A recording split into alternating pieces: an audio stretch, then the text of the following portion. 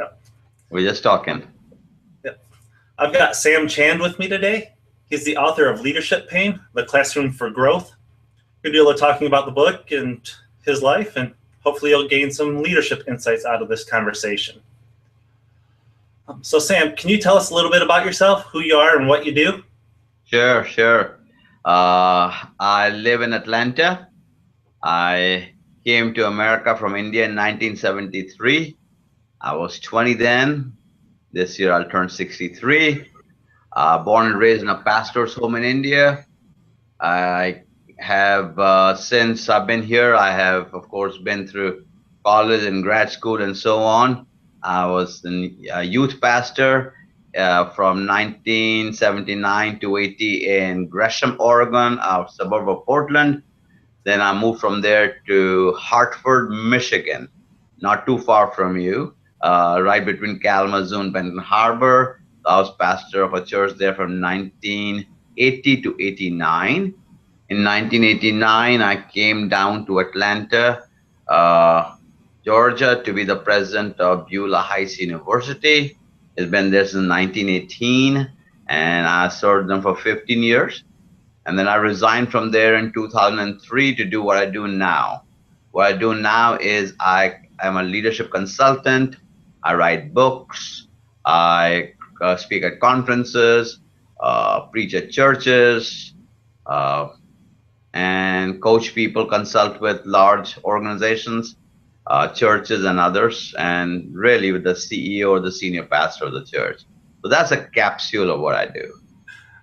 All right, so yeah, it sounds like you've got a lot of leadership experience behind you. Well, live and learn. Yep. I know you just released a book called Leadership Pain, The Classroom for Growth. Do you have any other books that you've released? Yeah, I've got 13 books. This is my 13th book. So I started writing way back in the 90s. And if people go to my website, samchand.com, they can find all the resources there. They can, of course, download them, audio. They can buy the book. But if they go under resources on samchand.com, all my 13 books are listed there. It's been a great joy. All right, I'll make sure we link that in the blog post.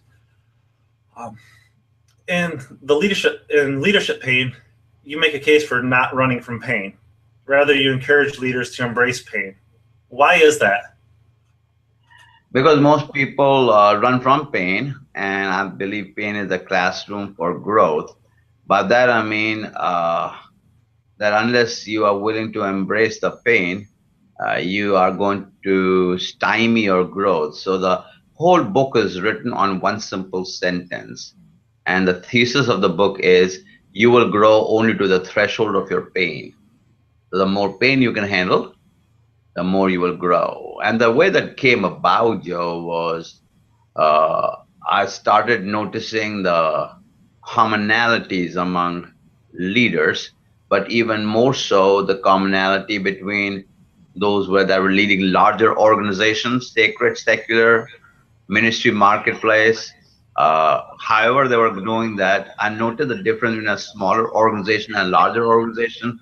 Most of the larger organizations, the major difference was that they could handle more pain.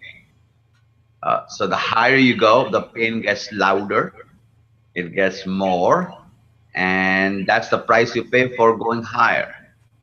So if I'm the CEO of a company versus an hourly employee, my pains are totally different from the others. And you said as you go up in leadership, your pain threshold should increase. How do you increase that pain threshold? I don't know if it should increase. You have to increase it on purpose. And the way you do that is to, first of all, recognize the fact that pain is your friend, not an enemy. You have to recognize the fact that, and embrace the fact that the higher you're going to go, the more pain you're going to have. A lot of people have this misconception that one day I'm going to be at this high level when no one's going to tell me what to do, and I'll be independent, totally in control, and then I will have no more pain. and that is not true. What is, for example, if I was an hourly employee, say I'm making $15 an hour, and I'm gonna get my vacation time, and I live in Muskegon, Michigan, and I want to go to New York City for vacation. Well, I can check out on my last day as Friday, and let's say I have a whole week vacation.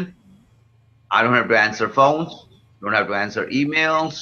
I can actually, I'm not thinking about work. Uh, I am actually shut down and I'm gone.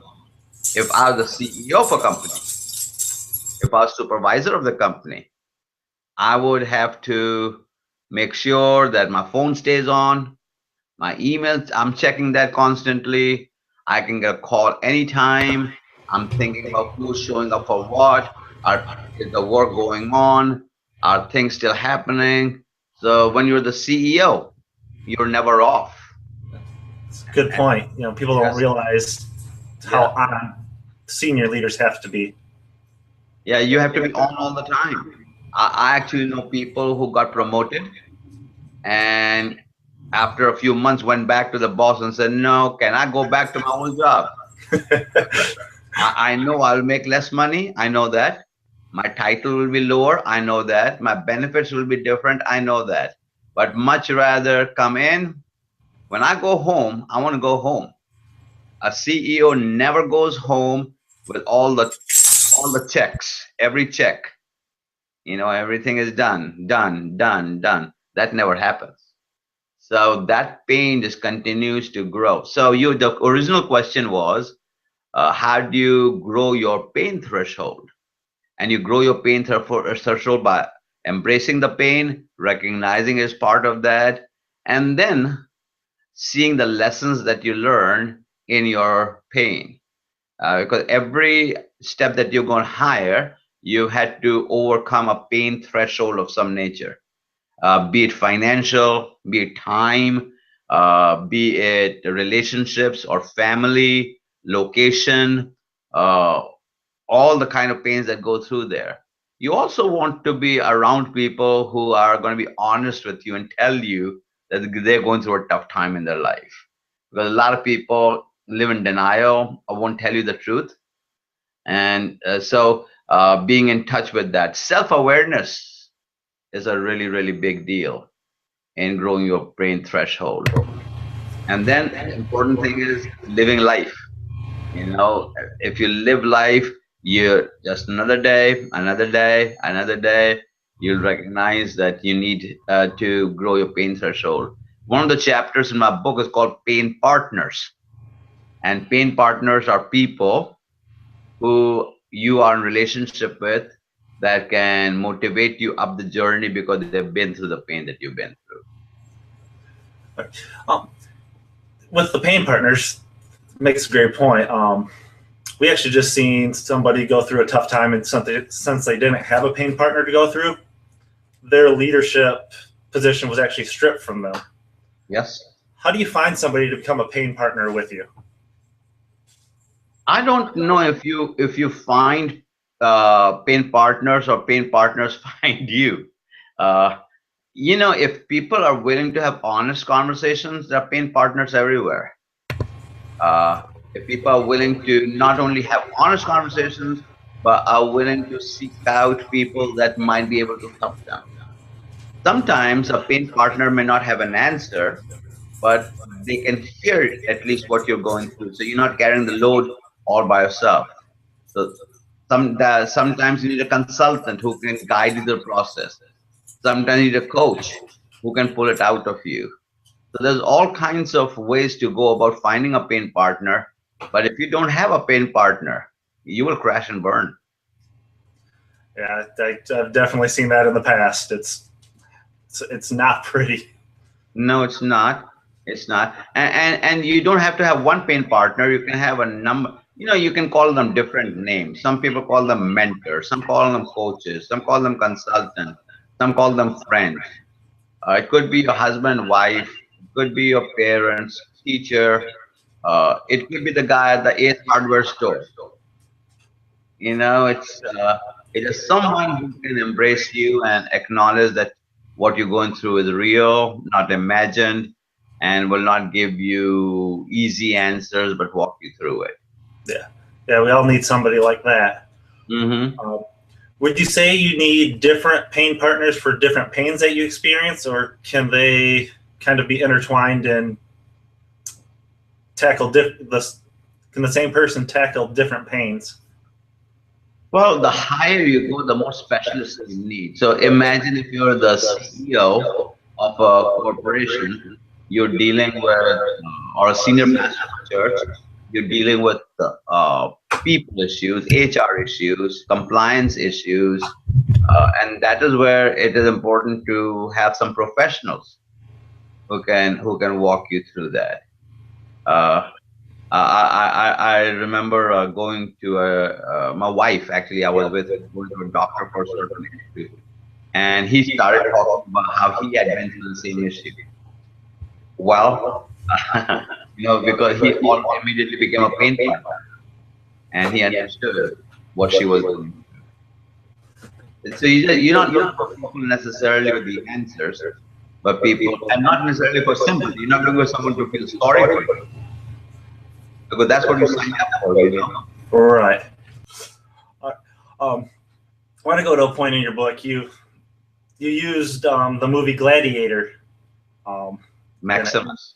And Maximus, yeah. So I don't know if you've taken a look at my blog at all, but I'm a big fan of using movies to dispense leadership lessons. Yes. I've used X-Men. Just recently did Mad Max. And movies can really distill leadership lessons. You used Maximus and how he was cut, bleeding, and sore, but he kept on fighting. Yes. Do you think there's ever a time a leader should stop fighting? Well, it depends. That's a choice.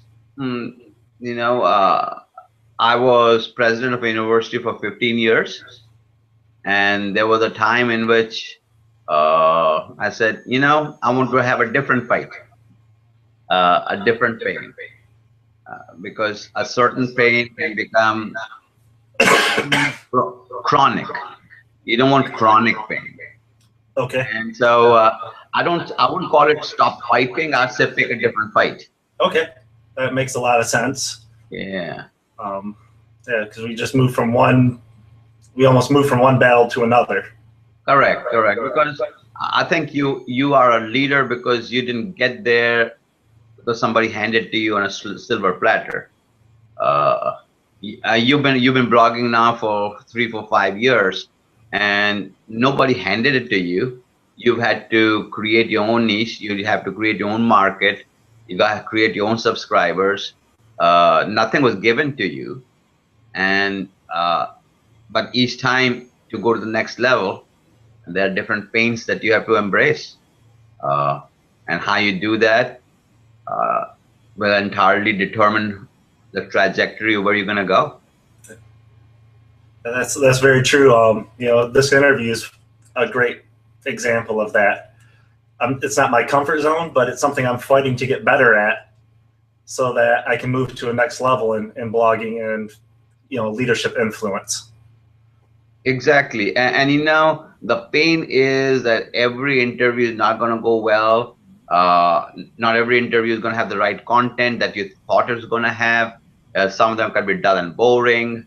There'll be times in which technology is not going to cooperate. There are going to be all kinds of things, and you just have to work through that and overcome them. And just because you had one bad interview does not mean the next one's going to be bad. You fight through that. Get back on the horse. Yep, I found that one out. Yeah, just keep getting back on the horse. Yep. Another thing, in your book, you mentioned how research shows that being a pastor is a very stressful position. Yes, sir. But research has also showed that it's filled with very happy people. Yes. Why do you think Christian leaders have this kind of happiness? Because Christian leaders are not there because they have a job. They're there because they have a calling. It's a calling. They're responding to God's call on their life. So the happiness comes from the fulfillment that it brings to, if you're a youth pastor, to see somebody who was going one way turn the life around. If you're a pastor, you see somebody who came in at a certain level but now is serving in a different capacity. So I think the fulfillment creates the happy feeling, if you want to call it that, but it also is a response to the deep calling of what I'm doing is meaningful. It has substance. It's a legacy. It's going to make a difference in somebody's life. I'm not just making a widget. Nothing wrong with making widgets. We're talking on a widget right now. Yeah. So nothing wrong with that. But the whole idea of how do I respond to God's call on my life, that's a totally different thing. I can totally relate to your answer, because for 10, 15 years, my wife and I were leaders in our youth group, and it was stressful. Yeah. There were days that we didn't want to keep going, but there were days that were very happy when we'd run into a former youth student on the street, and they'd recall how our influence changed their lives. Exactly. And like you said, there's that happiness Yes. that comes along with knowing that you're making a difference. And you cannot buy that happiness. No, But what I like to do, with the situations like that, kind of create a gratitude journal. Yeah. Write down those experiences so that you can remember that, people's lives are being changed, even in the times when you're not seeing it. Exactly. Exactly. And you can read those journals when you're having a bad day. Yep. Now, Christian leaders have that kind of happiness and reasons for being happy in stressful positions. For leaders outside of churches, what kind of, do you think they have the same reasons for being happy? I think so. I think so. Especially people who work in the helping professions, nurses, doctors, chiropractors, people who, counselors, coaches, consultants, those who help other people, teachers, principals, counselors in schools, customer service, anybody who's in the helping profession. Because what you're doing is you have somebody who has a need, and you work with them to alleviate the need that brings them into your presence. So you don't have to be a Christian, so as to say. For example, you don't have to be a Christian to feed the hungry children in Kenya or India, dig wells in Uganda, go to Nepal during the earthquake and aftermath of the earthquake and help people there. You don't have to be a Christian to tutor kids in their schools and help them graduate from school, or have a house for unwed mothers, or women who have been abused and battered, or a home for people coming out of prison. These are humanitarian helping professions that give that great joy and great peace to someone's heart. So it's more about helping people for the happiness rather than the stress of the job. Yeah, and the other thing is, happiness is based on happiness or happenings or on circumstances. A fulfillment is, even though you don't see the results today, you still know you did the right thing. So when you were a youth pastor, you and your wife were youth pastors of a church, in a church, there were times you did things that you did not see results immediately, but you knew you did the right thing. Right. Yeah. That has to be one of the hardest things to do too, because you're working hard, and you're not seeing results.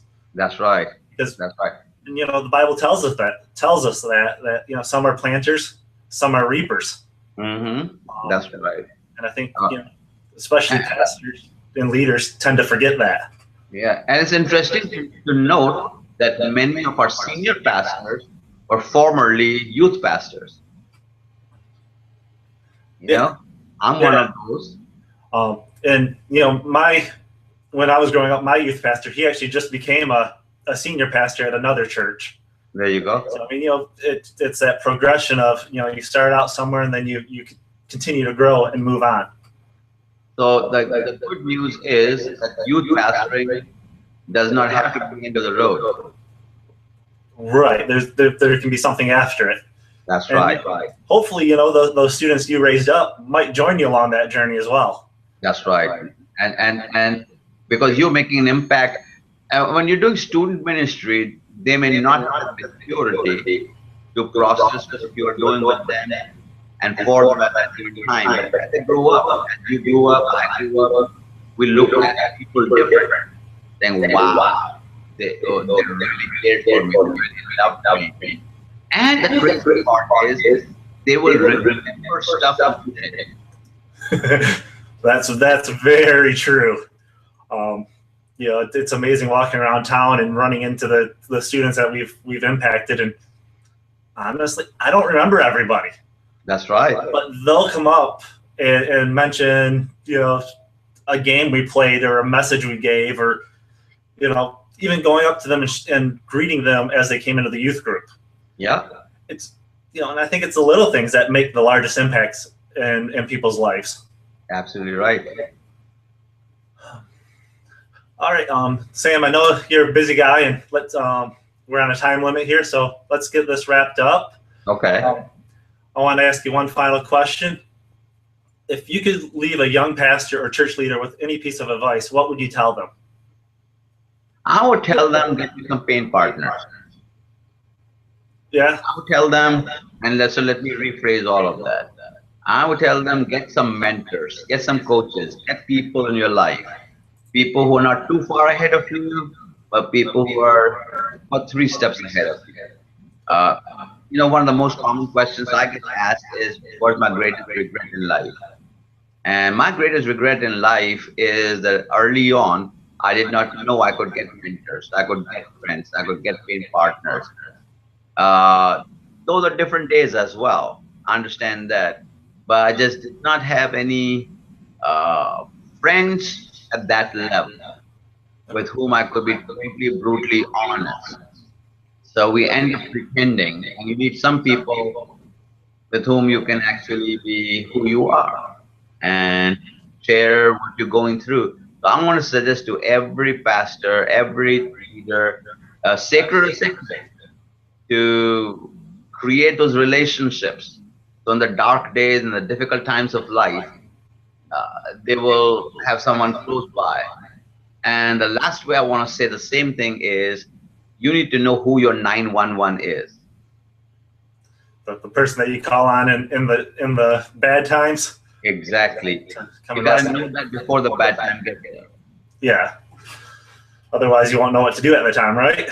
At that time, you're not thinking clearly. At that time, your emotions are running rampant. At that time, you are thinking about so many other extraneous issues. But when you are in a wreck of life, you need to know who your 911 is. And your 911 needs to know they are your 911. So when you call them 3 o'clock in the morning, they will know that there's a reason for that, and they will not be surprised. They will never wonder why is Joe calling me. Yeah. That's great closing advice, Sam. I want to encourage you to keep doing what you're doing. You're blessing many people.